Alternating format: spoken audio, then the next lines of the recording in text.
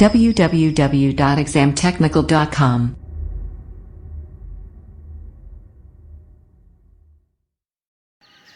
नमस्कार दोस्तों, exam technical के इस डिजिटल प्लेटफॉर्म में आपका स्वागत है। आज हम आपके बीच कला एवं संस्कृति से संबंधित 5वें सीरीज़ की वीडियो को लेकर आए हैं, जो झारखंड में होने वाले जेपीएससी या जेसीसी के विभिन्न परीक्षाओं के लिए अति महत्वपूर्ण होंगे।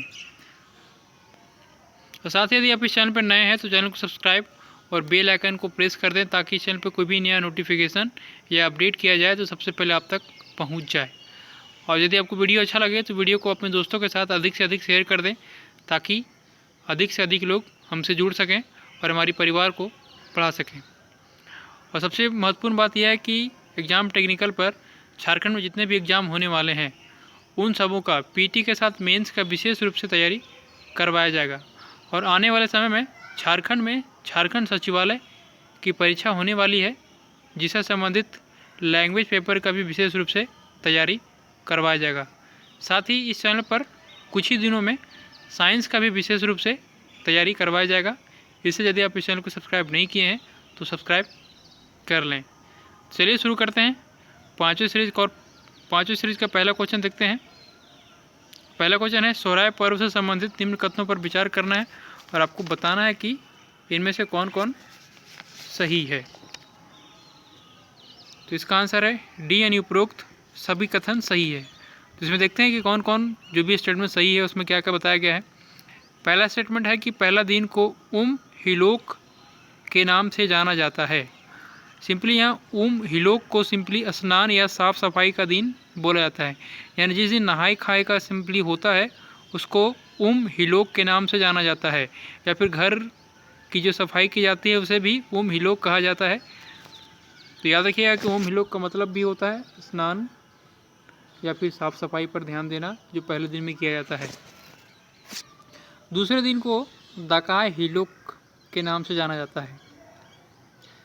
सोहराय का जो दूसरा दिन होता है उसको दकाय हिलोक के नाम से जाना जाता है, जिसे हिंदी में समझने के लिए खाने पीने का दिन बोला जाता है। तीसरा और अंतिम दिन को अड़ाको हिलोक के नाम से जाना जाता है, जिसको हम लोग विसर्जन के तौर पर बोल सकते हैं। तो इस प्रकार से आपको सोहराय पर्व से संबंधित इतनी जानकारी एक क्वेश्चन से आपको मिली, यानी इसका तीनों स्टेटमेंट सही है। यानी पहला दिन को हिलोक, जिसको नहाए खाए या साफ़ सफाई का दिन कहा जाता है। दूसरा दिन को दकाय हिलोक यानी खाने पीने का दिन कहा जाता है। और तीसरा जो अंतिम दिन होता है उसको अड़ाको हिलोक यानी विसर्जन का दिन कहा जा सकता है या फिर कहा जाता है। आपको सिंपली पूछा भी जा सकता है कि हिलोक क्या है, या फिर हिलोक का क्या मतलब होता है, या फिर दकाय हिलोक क्या है, इसका क्या मतलब होता है, या फिर किस पर्व से संबंधित है, या फिर किस जनजाति से संबंधित है, या फिर अड़ाक हिलोक क्या है, या फिर किससे संबंधित है। अगला क्वेश्चन है, सोहराय पर्व को यानी किस नाम से जाना जाता है। तो इसका आंसर है बी यानी मरांग दई के नाम से सोहराय पर्व को जाना जाता है।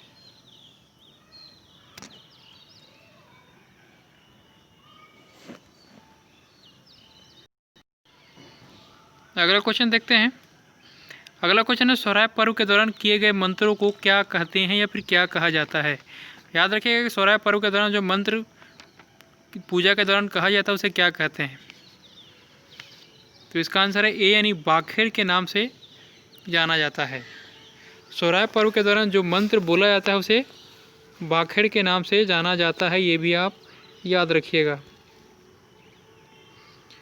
अगला क्वेश्चन है, सोहराय पर्व में जिस मुर्गे की बलि दी जाती है उसे जनजातीय भाषा में मुर्गे को क्या कहते हैं या फिर क्या कहा जाता है। तो इसका आंसर है ए यानी हेड़ाक सीम के नाम से मुर्गे को जाना जाता है, या फिर मुर्गे को सोहराय पर्व में हेड़ाक के नाम से जाना जाता है। या फिर हेड़ाक सीम जब सिंपली कहीं लिखा हुआ मिला आपको तो समझ जाना है कि ये मुर्गे की बात की जाती है जो सोहराय पर्व में दी जाती है बलि के रूप में।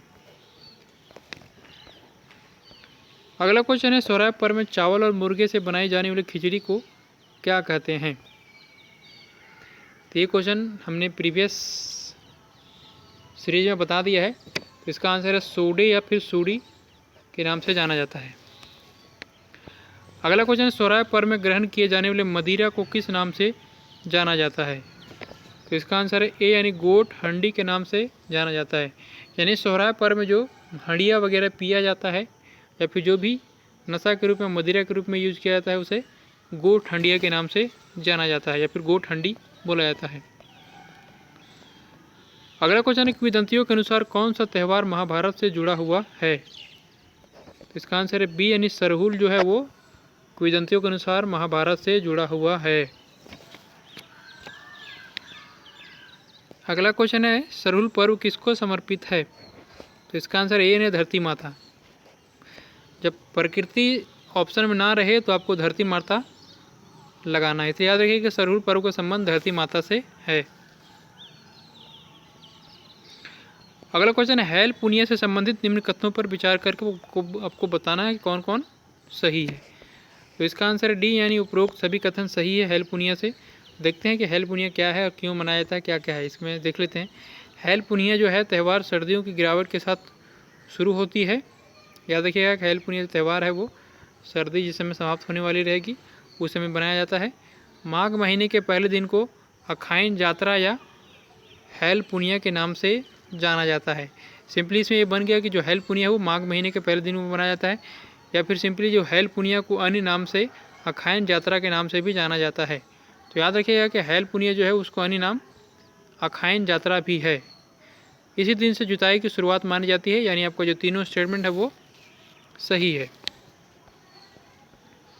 अगला क्वेश्चन जनी शिकार से संबंधित निम्न कथनों पर बताना है, विचार करके बताना है कि कौन कौन सही है। तो इसका आंसर डी यानी उपरोक्त सभी कथन सही है। तो देख लेते हैं कौन कौन में क्या क्या है। पहला है यह त्यौहार 12 वर्षों के अंतर पर मनाया जाता है। याद रखिएगा जनी शिकार कुरुख महिलाओं द्वारा बख्तियार खिलजी या अलाउद्दीन खिलजी के सेनापति को भगा देने की याद में मनाया जाता है। याद रखिएगा आप ये कि क्यों मनाया जाता है जनी शिकार। तो बख्तियार खिलजी को खदेड़ने के लिए, और ये भी ऑप्शन ना मिले तो अलाउद्दीन खिलजी का जो सेनापति था उसको खदेड़ के भगाने के लिए मनाया जाता है। तीसरा है 12 साल में 12 बार कब्जा करने की कोशिश की गई थी और हर बार वे कुरुक महिलाओं द्वारा भगा दिए गए, इसलिए आपका ये हर एक 12 साल में एक बार मनाया जाता है। तो सिंपली आपसे पूछा भी जा सकता है कि जनी शिकार क्यों मनाया जाता है। तो 12 साल में 12 बार बख्तियार खिलजी या फिर अलाउद्दीन खिलजी का जो सेनापति था वो कुरुक क्षेत्र में हमला करने का कोशिश किया, लेकिन महिलाओं द्वारा उसे भगा दिया गया, इसलिए आपको जनी शिकार प्रत्येक 12 साल में मनाया जाता है। ये आपका तीनों स्टेटमेंट जो है वो याद रखिएगा, बहुत ही इंपॉर्टेंट है। अगला क्वेश्चन है वंदना जो है कार्तिक के महीने के काल या फिर चंद्रमा के दौरान मनाया जाने वाला सबसे प्रसिद्ध त्योहारों में से एक है। इस त्यौहार में गाया जाने वाला गीत को क्या कहा जाता है। तो इसका आंसर है ए यानी ओहिरा गीत के नाम से जाना जाता है। वंदना जो है वो कार्तिक महीने के अमावस्या के दिन मनाया जाता है। इस दिन जो भी गीत गाया जाता है उसको ओहिरा गीत के नाम से जाना जाता है।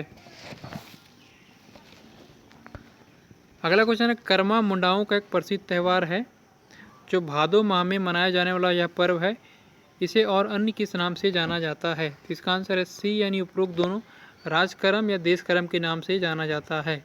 याद रखिएगा कि कर्मा को किस नाम से जाना जाता है, तो राजकर्म और देशकर्म। और किन किस जनजाति का है, तो मुंडा का एक प्रसिद्ध त्यौहार है और कब मनाया जाता है, भादो माह में मनाया जाता है। मतलब हम लोग का कोशिश रहता है कि एक क्वेश्चन से मल्टीपल क्वेश्चन को एक तरीके से आपको याद कराने की कोशिश किया जाए, इसलिए याद रखिएगा कि कर्मा को देशकर्म और राजकर्म के नाम से जाना जाता है। अगला क्वेश्चन है माफे पर्व किस जनजाति द्वारा मनाया जाता है। तो इसका आंसर है सी यानी मुंडा जनजाति द्वारा माफे पर्व मनाया जाता है। अगला क्वेश्चन है वर्षाकालीन पर्व संबंधित या फिर से संबंधित निम्न कथनों पर विचार करना, आपको बताना है कि कौन कौन सही है। तो इसका आंसर है डी यानी उपरोक्त कथन सब सही है। तो देख लेते हैं वर्षाकालीन जो भी पर्व है। एरोग जो है बीज बोने के पर्व के रूप में मनाया जाता है। याद रखिएगा खेतों की हरियाली के लिए हरियाड़ पर्व मनाया जाता है। अच्छी फसल के लिए जपाड़ मनाया जाता है। ये आपको देख लीजिएगा, एरोग बीज बोने के लिए, हरियाड़ या फिर हरियाड़ जो है वो खेतों में हरियाली के लिए, और जपाड़ जो है अच्छी फसल के लिए वर्षाकालीन पर्व मनाया जाता है। याद रखिएगा आपको ये जो भी स्टेटमेंट है। अगला क्वेश्चन है चंचला देवी शक्तिपीठ कहाँ है। तो इसका आंसर है सी यानी कोडरमा में है चंचला देवी शक्तिपीठ। याद रखिएगा कोडरमा से संबंधित है या फिर कोडरमा जिले में है। अगला क्वेश्चन, चंचला देवी शक्तिपीठ में किस देवी की पूजा की जाती है? तो इसका आंसर है बी यानी दुर्गा देवी की पूजा की जाती है, याद रखिएगा। अगला है घोड़ सिमर धाम झारखंड में कहाँ है? तो इसका आंसर है डी यानी कोडरमा में घोड़ सिमर धाम स्थित है। अगला क्वेश्चन है 2019 फीट की ऊंचाई पर हेल्थ हिल रिसोर्ट का निर्माण कहाँ किया गया है? तो इसका आंसर है ए यानी हजारीबाग जिले में 2019 फीट की ऊंचाई पर हेल्थ हिल रिसोर्ट का निर्माण किया गया है। सिंपली आपसे ये भी पूछा जा सकता है कि हेल्थ हिल रिसोर्ट कहाँ स्थापित किया गया है, तो याद रखना है आपको हजारीबाग। इसकी ऊंचाई कितनी है? तो 2019 फीट या फिर 2020 फीट कहीं कहीं आपको लिखा हुआ मिलेगा, और सिंपली कहीं कहीं राउंड ऑफ में 2000 फीट लिख देता है, इसलिए याद रखिएगा। इतना आपको याद रखना है कहाँ है, तो हजारीबाग में है। ऊंचाई कितनी है? तो 2019 फीट है, और कहाँ है? हजारीबाग में। अगला क्वेश्चन, रामगढ़ का किला किस शैली से बना हुआ है? तो इसका आंसर है बी यानी मुगल कालीन शैली से आपका रामगढ़ का किला जो है वो बना हुआ है। अगला क्वेश्चन, नवरत्नगढ़ महल या फिर दोईसा का किला का जो निर्माण है वो किस शैली से किया गया है? तो इसका आंसर है ए यानी कंगूरा शैली से निर्माण किया गया है। नवरत्नगढ़ का जो महल है या फिर किला, उसे दोईसा के किला के भी नाम से जाना जाता है। इस किले का निर्माण कंगूरा शैली के द्वारा या फिर कंगूरा शैली के तहत किया गया है। अगला क्वेश्चन है, जैतगढ़ का किला कहाँ स्थित है? इसका आंसर है बी यानी पश्चिमी सिंहभूम में जैतगढ़ का किला स्थित है। अगला क्वेश्चन, जगन्नाथ का किला कहाँ पर स्थित है? तो इसका भी आंसर बी यानी पश्चिमी सिंहभूम में आपको जैतगढ़ का किला और जगन्नाथ का किला दोनों याद रखना है। ये आपको याद रखिएगा कि यहाँ जगन्नाथ का किला कहाँ है, तो पश्चिमी सिंहभूम में है। अगला क्वेश्चन, जगन्नाथ का किला को अन्य किस नाम से जाना जाता है? इसका आंसर है डी यानी पोड़ाहाट का किला। जगन्नाथ किला जो है पश्चिमी सिंहभूम में है, उसे यानी किस नाम से जाना जाता है? तो पोड़ाहाट किला के नाम से जाना जाता है। अगला क्वेश्चन, तपोवन मंदिर कहाँ स्थित है? ये आपको कमेंट बॉक्स में कमेंट करके बताना है।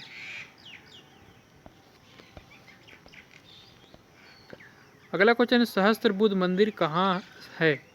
सहस्त्र बुद्ध मंदिर कहाँ है, याद रखिएगा। तो इसका आंसर है ए यानी चतरा जिला में स्थित है।